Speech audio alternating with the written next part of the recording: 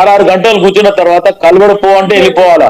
ఇదే ఇప్పుడు కాంగ్రెస్ పార్టీ అధికారంలో వచ్చిన తర్వాత మీరు ముఖ్యమంత్రిని కలుస్తారా, ఏ మంత్రులను కలుస్తారో మీరు అపాయింట్మెంట్ తీసుకోండి, దానికి కన్సర్న్ నంబర్స్ ఉన్నాయి. లేకపోతే 3 to 5 సెక్రటరియట్ పోవచ్చు, లేకపోతే ప్రజాభవన్ లో పోవాలనుకుంటే ఏదైతే జ్యోతిరావు పూలే ప్రజాభవన్ లో పోవాలనుకుంటే అక్కడ కూడా బట్టి విక్రమార్క గానీ లేకపోతే సీతక్క గానీ వాళ్ళు ఉన్నారు కాబట్టి అక్కడ పోవచ్చు. లేదంటే ఏదైతే మొత్తానికి కంప్లైంట్ చేయాలనుకుంటే కూడా ప్రజాభవన్ కి పోవచ్చు.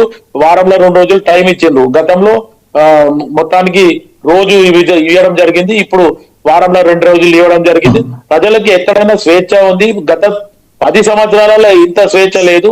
వాళ్ళు తిట్ల పురాణంతోనే అలవాటు చేశారు కాబట్టి వీళ్ళకి ఈ భాష చెప్తేనే అర్థమవుతుంది అనే రకంగా ఈ రోజు కూడా మాట్లాడు.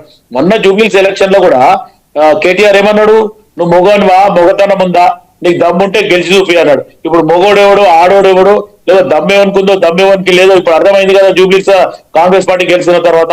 ఈ రకంగా ఆలోచిస్తే వాళ్ళకి అదే భాష చెప్తేనే అర్థమవుతుంది కాబట్టే రేవంత్ రెడ్డి ఆ భాష మాట్లాడుతుండు. మాకు కూడా ఇంచుమించు కొన్ని సందర్భాలలో ఆపోజిషన్ పార్టీ వాళ్ళు మాట్లాడినందుకు మేము కూడా అదే భాష వాడాల్సి వస్తుంది. కానీ అది మంచి పద్ధతి కాదు. ఒక ఎడ్యుకేటెడ్ గా లేకపోతే ఒక ప్రొఫెషన్ లో ఉన్నాం కాబట్టి అయినంత మటుకు మంచి భాషని మాట్లాడాలని ఆలోచిస్తాం. అండ్ మోర్ ఎవర్ ఈ తెలంగాణ తిట్ల పురాణం కానీ లేకపోతే తాగుబోతులను తయారు చేసింది ఉట్టి కేసీఆర్ కే ఈ ఘనత దక్కుతుంది, టీఆర్ఎస్ బీఆర్ఎస్ కే దక్కుతుంది తప్ప మిగతా ఈ పురాణం వాళ్ళ నుంచి బంద్ కావాలి. ఎందుకంటే 10 సంవత్సరాల నుంచి అలవాటు అయిపోయింది. 2 సంవత్సరాలు అధికారంలోకి వచ్చినాక కాంగ్రెస్ పార్టీ వచ్చినాక కూడా ఇంకా మేమే అధికారంలో ఉన్నారనే రకంగా వాళ్ళు మాట్లాడుతుంటే వాళ్ళకి ఇంకా తలకెక్కిన కిక్కు ఇంకా దిగుతలేదు.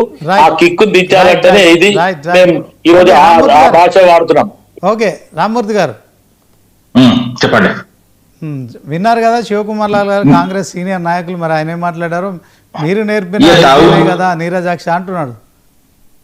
ఎవరు నేర్పిరా అన్నది తర్వాత ముచ్చట అండి. ఇప్పుడు మన ప్రవర్తన ఫస్ట్ మంచిగా ఉండాలి. ఎందుకంటే మేము అడిగింది ఏంటంటే గౌరవ కేసీఆర్ మీటింగ్ పెట్టి ఏదైతే వాస్తవంగా కృష్ణా నదిలో పరిస్థితి ఏం నడుస్తున్నది, అక్కడ పాలమూరు రంగారెడ్డి ఏదైతే 10% ఉన్నది దాన్ని ఎందుకు కంప్లీట్ చేయలేదు, అదే విధంగా ఏదైతే వాస్తవంగా ఏంటంటే డిపిఆర్ వెనకకు రావడం కూడా ఒక రాష్ట్ర ప్రభుత్వం ఎంత సీరియస్ తీసుకోవాలి, అగ్గి మీద గుగ్గిలం కావాలంటే అసలు వాస్తవంగా ఏంటంటే ఈ మీటింగ్ కు కేసీఆర్ గారు మాట్లాడిన ప్రెస్ మీట్ కు అదే విధంగా వాస్తవంగా ఏదైతే రేవంత్ రెడ్డి మాట్లాడిన ఏది మీటింగ్ కు సంబంధం లేదండి. అది వాస్తవంగా ఏంటంటే సర్పంచులు ఆడ గెలిచిండు, కొడంగల్లో గెలిచి కోస్కీలో మీటింగ్ పెట్టుకున్నాడు, వాళ్ళని సన్మానించుకున్నాడు.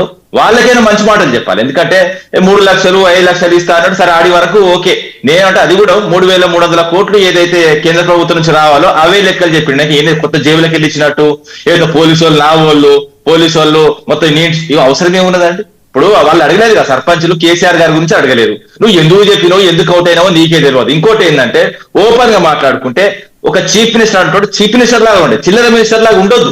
ఎందుకంటే ఒక ముఖ్యమంత్రి స్థాయిలో నీ అవ్వ అని మాట్లాడు ఇంతవరకు ఎవరు లేరు. ఉమ్మడి ఆంధ్రప్రదేశ్ లేరు, అయితే తెలంగాణ ఏర్పడిన తర్వాత కూడా ఎవరు లేరు. ఏంటంటే గౌరవ కేసీఆర్ గారు ఉద్యమం టైంలో మాట్లాడండి ఓపెన్. నేను ఏమంటున్నా, ఎందుకంటే ఆ ఉద్వేగం అలాంటిది, అన్యాయం అలాంటిది. అనాదిగా 60 ఏళ్ళు తొక్కబడ్డప్పుడు ఖచ్చితంగా తిరుగుబాటులో తిట్లుంటాయి, తిరుగుబాటులో కొట్లాట ఉంటుంది. తిరుగుబాటు వేరు, పరిపాలన వేరు. దీనికి తేడా తెలుసుకోవాలి. ఏంటంటే పరిపాలనలో ఉన్నప్పుడు పరిపాలకుడు ఏదైతే విజ్ఞతతో ప్రవర్తించాలి, ఎమోషన్స్ కంట్రోల్ చేసుకోవాలి. గౌరవ్ కేసీఆర్ గారు ఏ విధంగా ఉన్నాడు అనేది కొంచెం చూసుకోండి. ఏదైతే కేసీఆర్ గారు ఏదైతే ముఖ్యమంత్రి అయిన తర్వాత ఆయన భాష విధానం చూసుకోండి. ఎక్కడ కూడా ఏ విధంగా పొల్లు పోలేదు. ఓపెన్ గా ఒక పెద్ద మనిషి లాగా రాష్ట్రాన్ని కాపాడుకుంటూ వచ్చిన కేసీఆర్ గారిని వాస్తవంగా తెల్లారులేస్తే నువ్వు సావు ఎందుకంటే సావాలి నాకు అర్థం కాదు.